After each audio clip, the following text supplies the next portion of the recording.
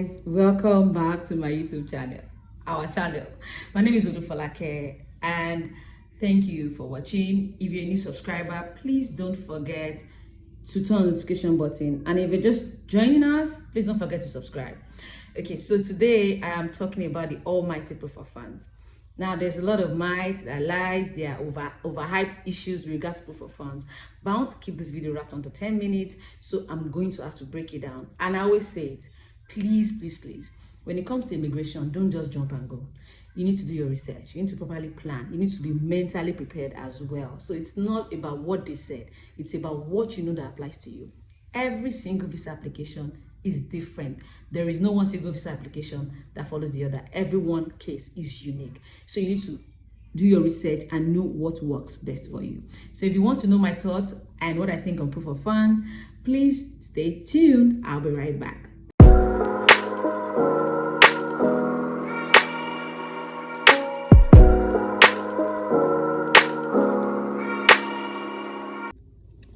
Hi guys, welcome back to my channel. Don't forget to subscribe. So now, what is proof of funds?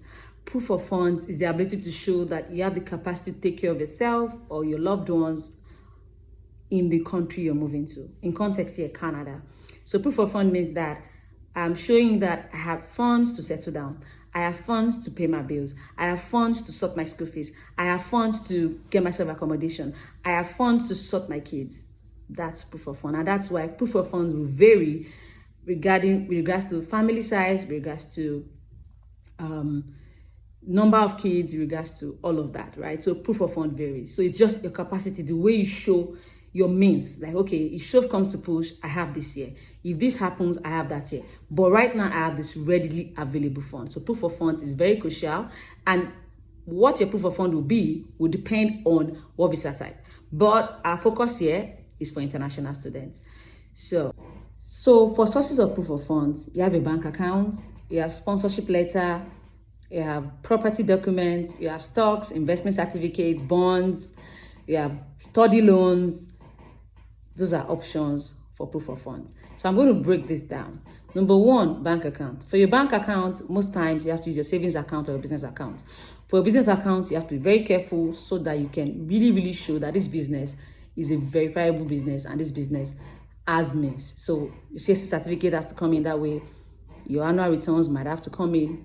This thing all depends on what your business is doing, right? So your personal account is a very good way to show your funds, your savings accounts, of course. Now, except you don't have a choice, I would advise that you avoid microfinance banks. There has been some complaints and red flags based on microfinance banks. So that's regards to bank accounts. Number two, scholarships. If you have a fully funded scholarship, that's a big sweet juice, then you're good to go. So it simply means that your scholarship, if it's fully funded, you don't need much. You don't need to show so much. So some scholarship even go as far as everything. So if you have to just maybe sort for your ticket, you can show that, show some funds, but nothing extra. But if your scholarship is partially funded, you might have to show savings account, or you can show property documents. So it would depend, as I said earlier. Number three, sponsorship.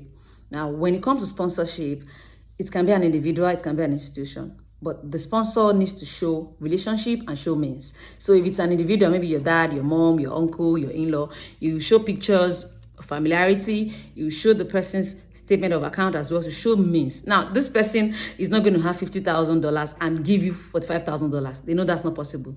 A sponsor should have so much that even when they remove whatever it is you need, it doesn't affect their account. So if it's an institution, let's say your company is sponsoring you, you show details, you show means, you show company certificate, you show director, you have to show the means. So I say it depends. So if it's an individual, let's say it's your mother-in-law, you need to show, most likely you have to add pictures, you have to show marriage certificate, show relationship and show means when it comes to sponsorship letters. And of course, to get it looking authenticated, it is okay if you notarize them as well. Okay, study loans. I see, when people say God forbid for study loans, this is to annoy me, but study loans, if you have access to them and you can get them, they are a very verifiable source of proof of funds, and they're so reliable, because study loans simply means that you're investing in yourself, and it also takes away a lot of stress from you, right? So it takes away a lot of future stress. So all you do is when you start working based on whatever terms and conditions the study loan comes with, you start paying it off in bits and pieces. So study loans are also a good source of proof of fund. If you have a study loan and it's fully funding your study, you just show that and show some other small proof of funds here and there, right? But if it's not fully funded, you show evidence as well. But study loans are not, God forbid, they are good for you. They take away a large chunk of the stress that comes with funding for school. So I think number 4, investments, funds, documents, stocks, bonds, they are in the same group.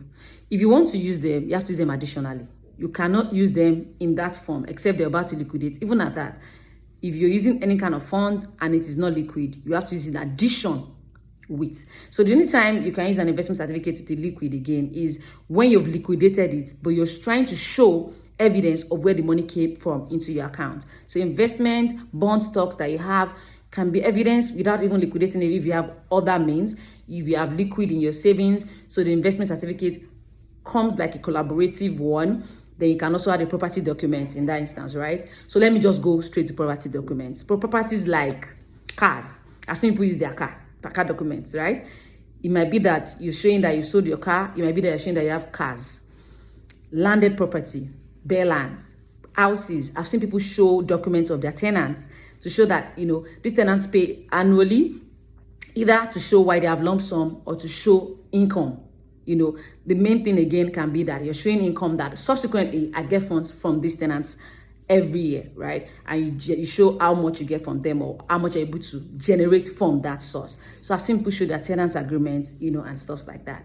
So property documents is a huge one. Now, property documents cannot stand alone as well. It has to stand in concert with either liquid money, your savings or your business account.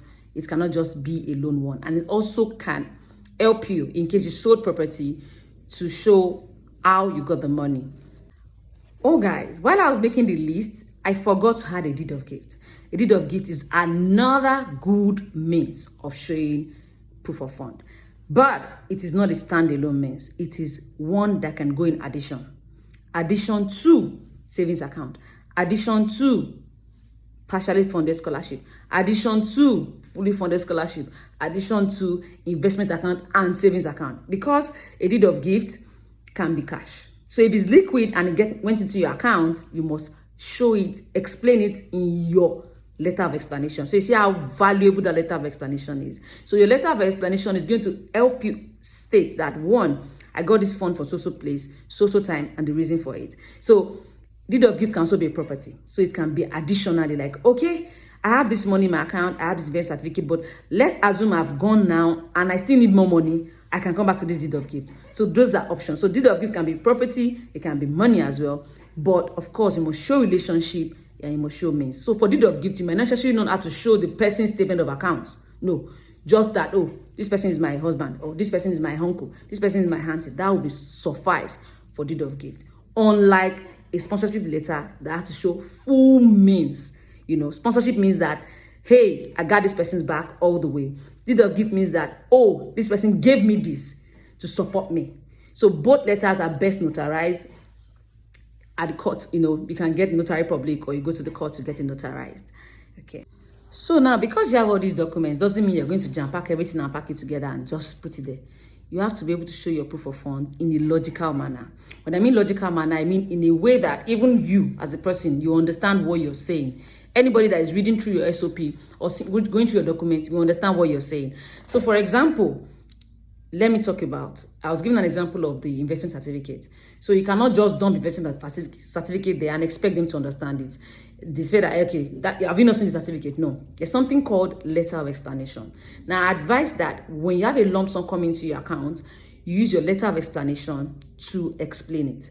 If you have more funds than, like you have other means, your letter of explanation can explain that. If you had someone pay money into your account for property, your letter of explanation can explain that. Now, I'm going to drop a short video, just the normal rules, to show you content of letter of explanation. Watch out for that. So this is another thing I want to talk about, breaking that myth. Now, I know people say the money has to be in your account for 6 months. Guys, not necessarily so. Now, if you have funds that's been staying for 6 months, please, by all means. But if you don't have funds and you have to liquidate cash, these people are not silly. They know for a fact that you need money to do stuff. So if I have 100 million naira, I will keep it because I want to go to school. No, I might have to do investments with it and do business and turn over the funds. So if you have funds and it's not up to what you need in proof of funds, you can get your lump sum in. As I said, use your letter of explanation. Get your lump sum in, right? So that's how to put together a good section on proof of funds in your visa application. So it's not enough to have money here and there scattered. It's enough to explain these funds in a letter of explanation. So finally, on proof of funds, we're wrapping up now. I'm going to say again, there is no one single story that applies to you or me. Everybody's story is different. What you need is different. How many are you guys will matter to what you need as well. So the best way is first put together. Remember the video we had on budget or knowing how much you need. Know how much you need. What do you need for your fees? Also, don't forget, if you do not pay your full tuition, make sure you show your proof of funds. Make sure you show that funds additionally in your proof of funds. So that's minus the stated $10,000 for a single applicant, then other family members, 4,000, 3,000, like that. So minus all of that, you need to indicate your tuition as well, in case you didn't pay all of it or you didn't pay a major bulk of your tuition. So that's, again, there's something I want to hammer on, which I've done some short videos I didn't post. I want to hammer on the fact that don't let anyone deceive you into thinking you can come in here and make money for your school under 6 weeks of resumption. So try your best to at least sort your first semester fee. Minimum. But if you can, your full year tuition should work. And that's why I encourage people, if you can go for scholarship opportunities, better for you. Reduces the stress on you. Study loans, reduces the stress on you. And if you have the funds, by all means. But please make sure you've made that payment. Now, some schools require deposit, as I said in one of the videos. So that deposit is not the payment I'm talking about. I'm talking about subsequent payments. So after the deposit, your school fees, if you don't have to pay it before you come here, make sure you have it and you add it to your proof of funds. So on your proof of fund list, you're going to be having the money you have right now, your liquid. You're going to be having the monies you need. You're going to be having, like in subsequent need, miscellaneous. You're going to be having your airfare, those are the things you're going to be adding together. I've done a prior video on that as well. So if you have any other questions, please don't forget to drop them. If you want to talk to me, click and say hi. Check me out on IG at Teams Consult, on TikTok as well. And don't forget, your story is different. Your case is unique. Everybody's visa packaging is different. And please, have the money. You need money. Like, you need money. See, my brothers and my sisters, you need money to live here. So even if you work, don't let them tell you, go first. No, please don't come in with $200. Don't pretend you're proof of fund. You need it. So while you're packaging it and maybe packaging your documents, make sure you have the liquid. That's why people are stranded. People are tired. People get depressed. You need money. And then when you now come here, is another story. You now cut your coat according to your size. But before we get there, as you're coming in, my brothers and sisters, please get this real money. It is for your own good. So proof of fund is not to show the visa officer how big you are. It is that even when you get your visa, you come here, you need it. My sister, depends on how you're coming in. For students, most likely you don't even get one kind better job until later. So imagine your 20 hours restriction. So most likely you have 20 hours to work, and most likely it might just be to feed you. To feed you and buy you books. Or to feed you and make it small shakara. So you actually need the proof of funds. Please don't let anyone tell you otherwise. So thank you for watching. I hope you've learned 1 or 2 or 3 or 4. Everybody's story is different. Please do your research, your due diligence. Have plan A, plan B, plan C when you're relocating. It's a good. All right, guys, that's all on proof of funds. I'll drop the reels on my IG with regards to content of your letter of explanation. And I think I'll do something on what should be in your proof of funds section in your SOP. And I see all you guys the video on SOP as well. But then, guys, let's wrap this up. Thank you for watching. Don't forget to subscribe. Don't forget to like. And don't forget to turn on the notification button. And please ask questions.